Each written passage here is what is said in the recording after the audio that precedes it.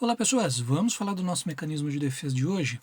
Bom, o mecanismo de hoje ele é muito interessante porque ele trabalha com o oposto, que é a formação reativa. O que seria a formação reativa? É quando, por exemplo, tem um impulso que gera uma ansiedade, mas que aquilo de fato não pode ser trazido para o consciente. Aquilo é inaceitável. Então o que acontece? O ego causa uma troca, acontece uma troca pelo seu oposto. Como, por exemplo, aquelas crianças, quando tem outro bebê que chega na família, ela diz amar, amar, amar, amar muito até a morte. Então ela sempre traz aí uma reação oposta.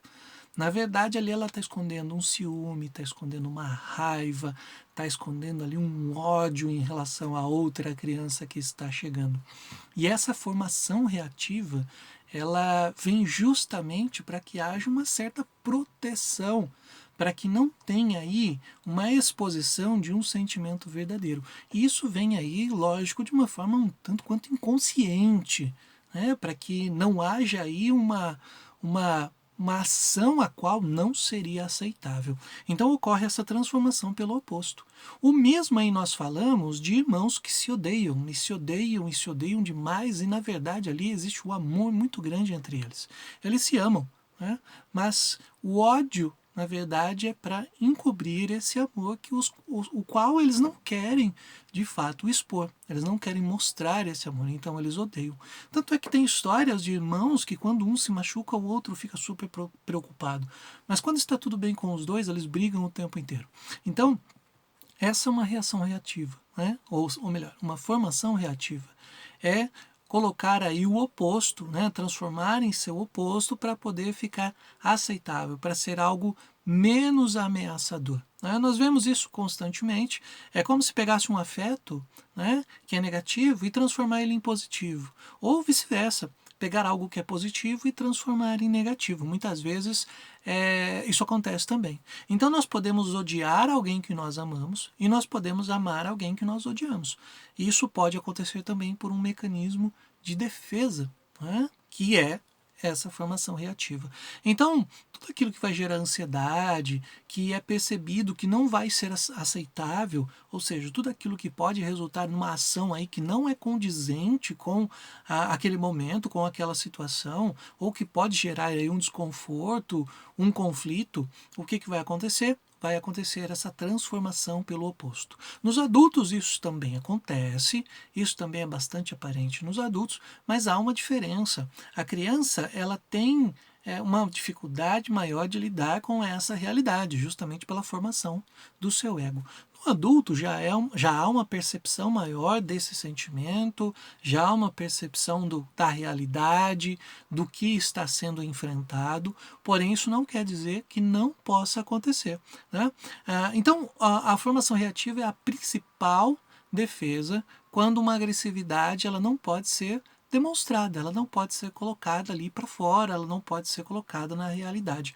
Nós vemos muito isso quando alguém experimenta aí um desejo instintivo, algo inconsciente e que ela rejeita conscientemente. Quando bate ali no consciente, ela fala, não, isso aqui não pode acontecer, não pode ser dessa forma, então vamos lá, vamos transformar isso. Transforma no seu oposto para poder trazer uma outra percepção para quem está ali na realidade, para quem está no confronto. Então, é uma modificação para se tornar aceitável. Resumindo, é essa transformação que acontece. Buscar o oposto para que o oposto seja aceitável e não, de fato, aquilo que é o verdadeiro sentimento, o verdadeiro afeto que tem em relação àquela situação, àquela cena, àquela pessoa, àquele objeto que é direcionado. Nós temos mães e pais, por exemplo, que eles guardam um ressentimento ou um sentimento oculto de ódio, de raiva, de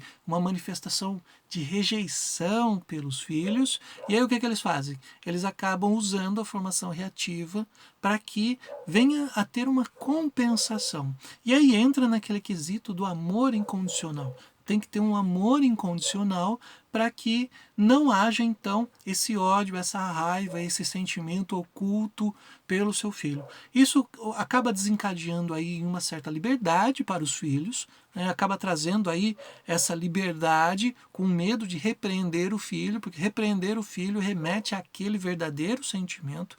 Então, essa liberdade que é dada, ela é justamente para compensar todo esse ódio, todo esse sentimento que está oculto, né?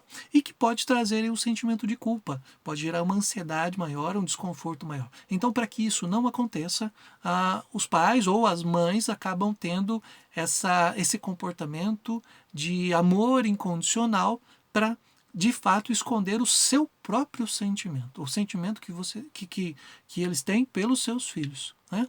Então, isso é uma forma de criar uma superproteção, de super proteger, mas que na verdade não é a intenção de proteger a criança e proteger do seu próprio sentimento, proteger dessa hostilidade que o pai ou a mãe pode ter por essa criança. Né? Então eles permitem que os filhos façam tudo o que quiserem, dão uma liberdade excessiva para os filhos, por quê? Porque por outro lado, por uma formação reativa, aqui tem algo aprisionado que na verdade quer controlar demais os filhos, quer controlar de vez, criando essa forma de agir. Né?